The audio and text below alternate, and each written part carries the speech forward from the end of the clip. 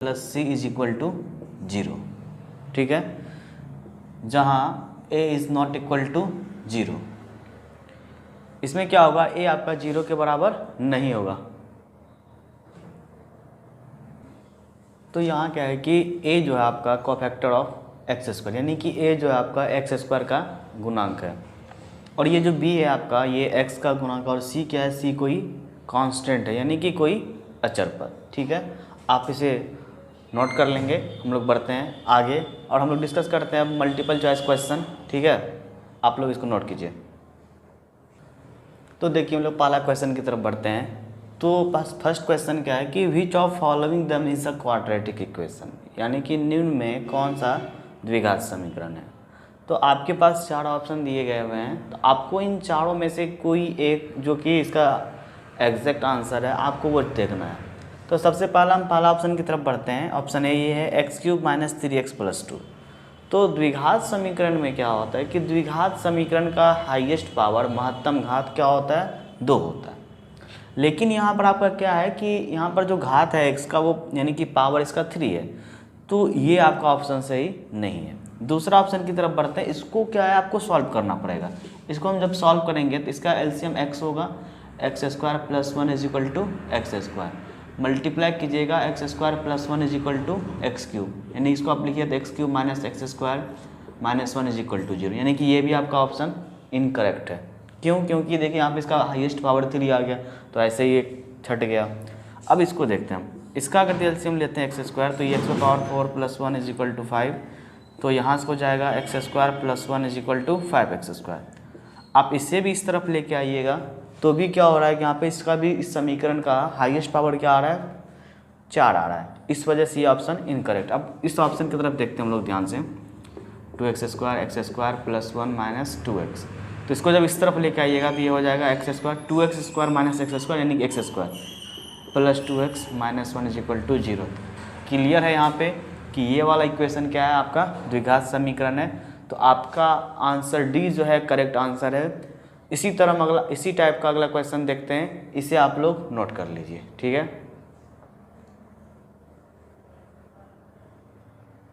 Pause करना है। तो इस क्वेश्चन की तरफ देखिए। नेक्स्ट क्वेश्चन जो हमारा है, which of following them is a quadratic equation, यानी कि निम्न में कौन सा द्विघात समीकरण है। तो आपको क्या करना पड़ेगा, आपको सॉल्व करना होगा। अब ऐसा नहीं कि आप पावर तो देख लिए तो द्विघात समीकरण है, ऐसा कुछ नहीं होता है।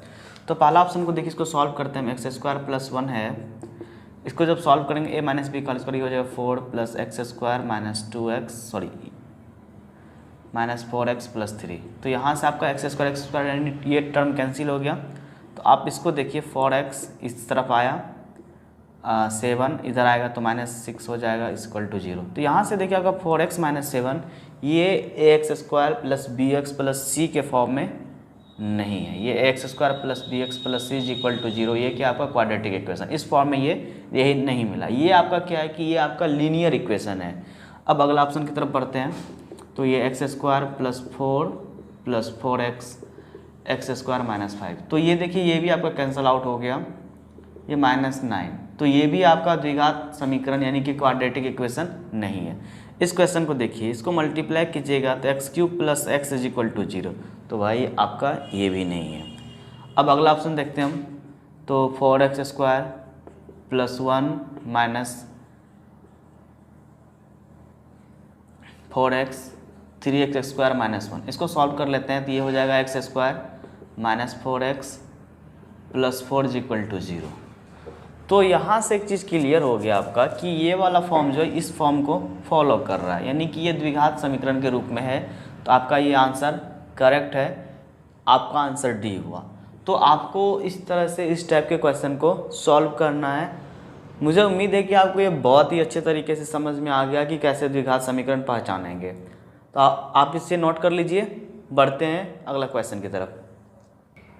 तो देखिए इस क्वेश्चन को, क्वेश्चन है which is the general form of a quadratic equation. तो क्वाड्रेटिक इक्वेशन का जनरल फॉर्म नॉर्मली आपको याद हो गया होगा। तो हम वीडियो के स्टार्टिंग में जब हम डिस्कस कर रहे थे, इंट्रोडक्शन दे रहे थे क्वाड्रेटिक इक्वेशन का, तो वो था आपका ax² + bx + c। यानी कि क्वेश्चन ये है कि द्विघात समीकरण का सामान्य पद कौन सा है, सामान्य फॉर्म। तो ये आपका है ax² + bx + c = 0। तो आपका जो द्विघात समीकरण से रिलेटेड, जो आपका इंट्रोडक्शन से रिलेटेड जो क्वेश्चंस था वो हम लोग डिस्कस कर चुके हैं। अब हम लोग यहाँ से बढ़ते हैं क्वाड्रेटिक इक्वेशन के अगले फॉर्म में, अगले टाइप में। नोट कर लें इसे। तो नेक्स्ट टाइप का क्वेश्चन हम लोग क्या है कि क्वेश्चन बेस्ड ऑन डी, यानी कि डिस्क्रिमिनांट, यानी कि डिस्क्रिमिनांट बोले तो आपका हुआ विवेचक या विवेक्तर। तो डिस्क्रिमिनांट पर बेस्ड क्वेश्चन जो आते हैं तो हम लोग देखते हैं पहले ये होता क्या है। तो ये जो X square plus B X plus C जो है, X square plus B X plus C is equal to 0, तो ये आपका क्वाड्रेटिक इक्वेशन का एक फॉर्म है। तो यहाँ से डी बराबर, यानी कि डिस्क्रिमिनांट का जो वैल्यू होता है ये होता है B square minus 4ac, B square minus 4ac। आप इसे याद करेंगे अपने दिलो और दिमाग दोनों जगह, इसको कॉन्स्टेंटली अपने माइंड में रख लेंगे। तो इसको नोट कीजिए। तो देखिए इस क्वेश्चन को, तो क्वेश्चन है the value of D in a quadratic equation, द्विघात समीकरण में डी का मान है। तो आप तो यहाँ से देख सकते हैं कि डी बराबर क्या होता है आपका बी स्क्वायर माइनस 4ac। लेकिन सबसे बड़ी बात क्या है कि आपको ये चीज़ ध्यान रखना होगा कि डी का मतलब क्या होता है। डी यानी कि डिस्क्रिमिनांट जो होता है वो आपका होता है बी स्क्वायर माइनस 4ac। तो आपका करेक्ट आंसर क्या है, बी स्क्वायर माइनस 4ac, ये करेक्ट है। तो बेटा होता क्या है ना कि आपको लगता है कि आप ऑप्शन देखिए बार ध्यान से, आपका ऑप्शन यानी कि कभी कभी क्या होता है कि हमको लगता है कि कन्फ्यूज़न हो जाता है। तो कन्फ्यूजन हो जाता है तो आपको, जैसे यहाँ पे बी स्क्वायर प्लस 4ac यहाँ पे माइनस है, तो कभी कभी आपको क्या होगा कि सर यहाँ पे क्वेश्चन सॉल्व करने प्लस होगा कि माइनस होगा। तो बेटा आपको अच्छे से याद करना है। अच्छे से याद नहीं करोगे तो फिर आपका जो ऑप्शन होता है इस तरह से ऑप्शन दिया हुआ रहता है कि आप उसी तरह से गलती करते हैं। तो ठीक है, आप इसे अच्छे से याद कर लेंगे। नोट कर लीजिए इस क्वेश्चन को। बढ़ते हैं अगले क्वेश्चन की तरफ। इस क्वेश्चन को देखते हैं। तो क्वेश्चन क्या है कि what is the value of discriminant for quadratic equation X square minus 4x plus 4 is equal to 0। ठीक है, तो इस क्वाड्रेटिक इक्वेशन के लिए आपको डिस्क्रिमिनेंट फाइंड करना है। तो डी बराबर क्या होता है भाई आपका बी स्क्वायर माइनस 4ac। और देखिए बी क्या होता है, एक्स का कोफिशिएंट यानी कि -4 का स्क्वायर -4। आपका भाई ए जो होता है वो एक्स स्क्वायर का मल्टीप्लिकेशन कोफिशिएंट होता है और सी का वैल्यू 4 है। सो 16 माइनस 16 ये आपका हो गया 0। तो आपका करेक्ट आंसर है ए। तो इस क्वेश्चन को देखिए, 2x square minus 6x plus 5 is equal to 0, what is the value of discriminant. एक द्विघात समीकरण दिया हुआ है 2x square minus 6x plus 5 बराबर 0। तो आपको क्या करना है, द्विघात समीकरण के विवेचक का मान, किसका मान, विवेचक का। What is the value of discriminant, तो आपको डिस्क्रिमिनेंट फाइंड करना है यानी कि डी फाइंड करना है। तो डी बराबर क्या होता है बी स्क्वायर, तो बी का वैल्यू आपका -6 है, -4ac, ए का वैल्यू 2 और ये 5। तो आप इसको सॉल्व कीजिएगा तो आपका आ रहा है -4। तो आपका आंसर क्या हुआ बी। तो आप इसे नोट कर लेंगे और सुनेंगे थोड़ी सी मेरी बातों को कि क्या है कि आपको अगर यदि कभी भी डिस्क्रिमिनेंट फाइंड करना तो आपको क्या करना, बस एक ही चीज़ याद रखना है कि डी का वैल्यू जो होता है वो होता है आपका बी स्क्वायर माइनस 4ac के बराबर। ठीक है, तो अब हम लोग बढ़ते हैं अगले टाइप के क्वेश्चन की तरफ। वहाँ से हम लोग देखेंगे क्या कि प्रॉपर्टी बेस्ड क्वेश्चन, यानी कि डीप का जो प्रॉपर्टीज होता है उस पर क्या प्रॉपर्टी के अकॉर्डिंग क्या द्विघात समीकरण का क्या मूल होता है, क्या किस तरह का मूल होता है, उस पर हम लोग डिस्कशन करते हैं। इसे नोट कर लें। तो नेक्स्ट टाइप आपका जो है ये आपका थर्ड टाइप है। तो क्वेश्चन क्या है कि property based question on D, यानी कि डी पर, डी यानी कि डिस्क्रिमिनेंट के प्रॉपर्टी, डिस्क्रिमिनेंट का अपना प्रॉपर्टी होगा उस पर आधारित प्रश्न। तो जब डी, ये फर्स्ट जो है डी इज़ ग्रेटर देन 0, यानी कि जब आपके डिस्क्रिमिनेंट का मान 0 से अधिक, तो भाई जब भी 0 से अधिक का हम बात करेंगे तो वो आपका धनात्मक होगा यानी कि पॉजिटिव। तो वैल्यू क्या होगा, रियल होगा एंड अनइक्वल, यानी कि वास्तविक और असमान। असमान का मतलब क्या हो कि दो मूल निकलेगा, दोनों अलग अलग होगा।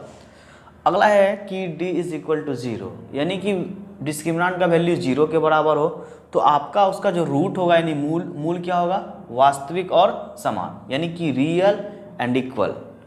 तीसरा प्रॉपर्टी है कि d इज लेस देन 0, तो भाई d इज लेस देन का 0 का मतलब क्या होगा कि डिस्क्रिमिनेंट का वैल्यू 0 से छोटा, 0 से छोटा जब भी होगा तो वो आपका निगेटिव नंबर होगा, यानी कि ऋणात्मक संख्या। तो वैल्यू क्या होगा आपका, इमेजिनरी होगा, अनइक्वल होगा। इमेजिनरी का मतलब क्या हो, अवास्तविक तथा असमान। तो एनसीईआरटी क्या किया है कि 10th क्लास में इमेजिनरी नंबर का चर्चा नहीं किया है, ठीक है। तो आप इसे नोट कर लेंगे, ये एग्ज़ाम के लिए बहुत ज़्यादा इंपॉर्टेंट ये तीनों पॉइंट है, ठीक है। और इसके बेसिस पे हम लोग क्वेश्चन डिराइव करते हैं, अब इसे नोट कर लें। तो देखिए पहला क्वेश्चन में, in the equation X square plus B X plus C is equal to 0 it is given that D is greater than 0 then the roots of equations are. यानी कि समीकरण X square plus B X plus C is equal to 0 में D greater than 0 है, तो इसके मूल हैं। तो भाई सिंपल सी बात है, जब डी का मान 0 से अधिक होगा तो समीकरण का मूल जो होता है वो वास्तविक और असमान होता है। तो यहाँ से क्या होगा, वास्तविक और समान, सॉरी यहाँ से ध्यान रखिएगा, गलती हो गई मेरे से। जब d का मान 0 से अधिक होता है तो समीकरण का मूल वास्तविक और असमान होता है, वास्तविक और असमान होता है।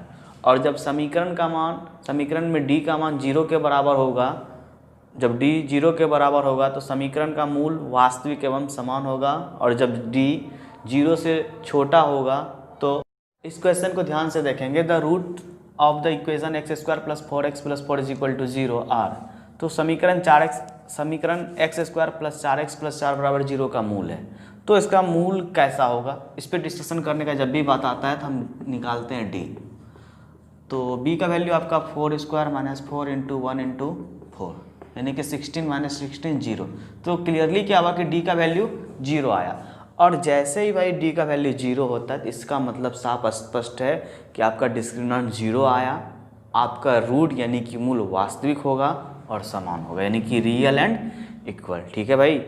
अगला क्वेश्चन, इसको आप नोट करें, बढ़ते हैं अगले क्वेश्चन की तरफ। इस क्वेश्चन को देखेंगे हम लोग। इस क्वेश्चन में भी सेम क्वेश्चन है, पहले वाले क्वेश्चन की तरफ रिपीटेशन हुआ है, पुनरावृत्ति हुई है। तो आपको यहाँ से क्या करना होगा, डिफाइंड करना होगा बी स्क्वायर माइनस 4ac, तो 36 माइनस 40, ये हुआ -4। अब भाई -4 आया तो इसका मतलब क्या हुआ कि d जो है लेस देन 0। और जब भी किसी भी क्वाड्रेटिक इक्वेशन का डिस्क्रिमिनेंट 0 से छोटा होता है तो इसका मतलब क्या हुआ, इसका वैल्यू क्या होगा, इमेजिनरी आएगा, ठीक है। तो आशा करते हैं कि यहाँ तक आपको बहुत अच्छे से समझ में आया होगा। तो अब आप लोग का एक काम है कि आप अपने दोस्तों के बीच ये सारा वीडियो शेयर करें ताकि उसे भी बहुत सारी सुविधा मिले और उसे बोर्ड एग्ज़ाम में अच्छा मार्क्स मिले। तो इतना ही कहना आप लोगों से कि जी जान लगा करके परीक्षा का तैयारी कीजिए अब, ठीक है। लॉकडाउन तक आपने बहुत सारा एंजॉय किया, अब टाइम है पढ़ने का और आपका रिजल्ट ही ये आपके लिए नींव तैयार करेगा, ये बोर्ड एग्ज़ाम, ठीक है। तो आप इस वीडियो को लाइक, शेयर और सब्सक्राइब करना ना भूलेंगे। धन्यवाद।